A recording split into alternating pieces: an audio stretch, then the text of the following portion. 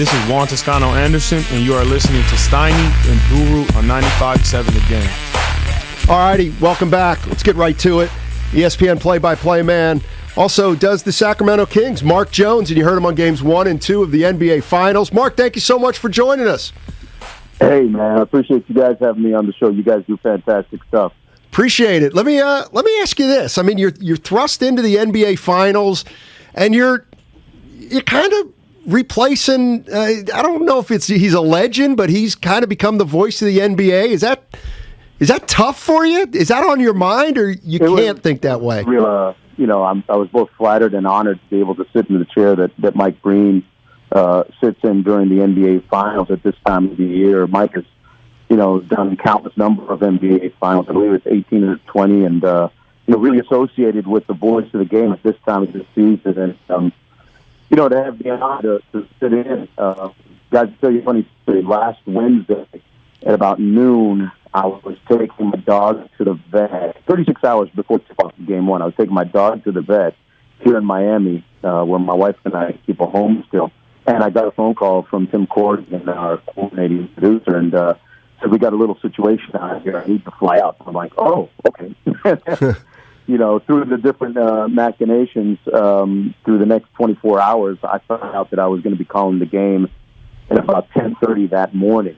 And, had my charts, had my boards all ready to go just in case, and ended up calling the game. So it was a real honor after 32 years at ESPN, doing play-by-play and studio shows to be able to be the play-by-play guy on a real historic night, really, when you look at Mark Jackson and Lisa Salters, the first all-black television crew in a professional sports finals. It was great, and I worked with some of the most talented people behind me in the trucks and the production trucks. Our director and producers, some of the best people in the business. So it was a real fantastic night, guys. Mark, I was telling my partner, and first I want to give you a compliment, man. Your lexicon is second to none. So this is my first time getting to chop it up with you, but I've been listening to you for a while. You got a perfect balance of the current sayings and you're polished. So that's a compliment. I want to ask you about Draymond Green. And I feel like the Boston Celtics are talking too much about Draymond Green and what went down in Game 2. And to me, Mark, I told Steiny this, he was all over the place. How rare is it for you to watch a player maybe not do it by putting the ball in the basket, but the intangibles? Because I watched Game 2 again, Mark, and he brought something that I don't think a lot of players in the history of the league have brought. Can you speak to what you see when you watch Dre play? I would agree with you 100 on that. I don't think we talk about the defensive side of the ball enough as media people who cover this great game, the NBA, and to watch Draymond 10 seconds into the game tie up Al Horford, I believe. I remember seeing that and actually feeling his energy courtside, and I kind of nudged Jeff Van Gundy and looked over at Mark Jackson on that first sequence when he tied up Boston for the jump ball, and I thought, okay, tonight's going to be a different Draymond Green, because he wasn't at his best in Game 1, and to see the way that he quarterbacked that defense, to see the way he did it in Game 2, you could feel his energy, guys. He played right on the edge. I mean, I thought for the first 12 minutes, he was playing football out there, honestly. Like, he was running through, over guys. And I was thinking, wow, this officiating crew is giving him a lot of latitude. And I was happy to see that energy from him, because he was 1,000% better than he was in Game 1. The question, it begs the question now for Game 2. You mentioned it. Boston's talking about him so much right now. I think he's taken up rent-free space in their heads, and the tendency is sometimes when you see that Boston as a team could overreact the other way, and they could get themselves in trouble if they're thinking too much about Draymond and being too physical in Game 3. Mark Jones joining us, ESPN play-by-play man, also does the Sacramento Kings. You heard him on Games 1 and 2.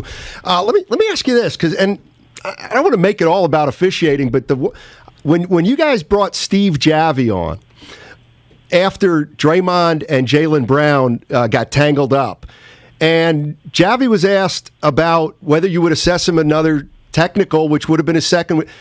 I mean, maybe this is the way it is. I was shocked that Javi said, oh, they know exactly that if they give a double technical, Draymond's gone. They absolutely, positively take that into consideration.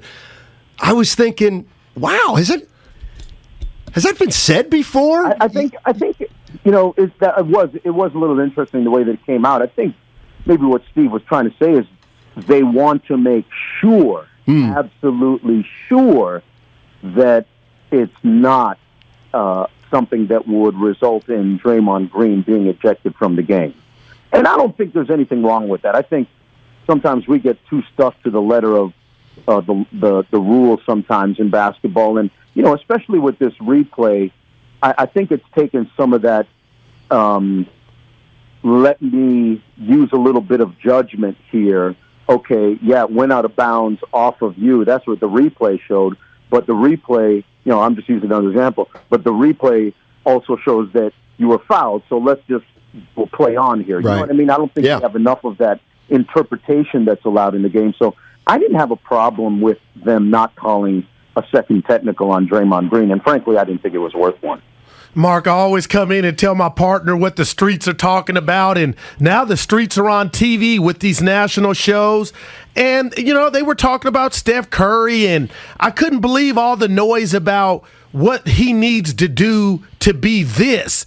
And I would never give a great player like Steph a pass, but I feel like I already know he's a 2-time MVP, 3-time champ. When you hear that these finals mean something or could hurt Steph, how do you consume that?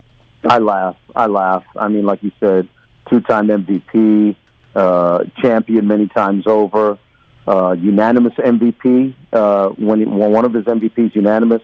I mean, there's nothing for him to prove right now. There is no legacy at stake. I think, honestly, and you guys know because you cover and watch him all the time, Steph's humility works against him sometimes. And unless you've been in his space and seen how hard he works and the fact that he doesn't, he's very understated, guys. And sometimes people don't understand the lack of bombast. You know what I mean? They don't get that. And I think that's why people say, oh, he's got to win this championship to further his legacy. There's nothing at stake here other than him winning another championship. Mark, we'll let you go, but I got to give you some love. Listen, my partner and I, we got a pretty good head of hair, right? And I just turned 50, so I'm happy I still got it. You got me by a couple years, but I couldn't believe your age. So I don't know what water you're drinking. Any tips you got for me? It's looking good, man. Hey, Jamaican white rum and a little splash of Coke every night. It worked for my dad. He lived to be 94 years old with some hair on his head, too. So I'm following that program. There it is, man. Mark. I appreciate it. That's the sauce, Steiny. Thank you, Mark. Appreciate it, man. Thanks for having me, guys. All right.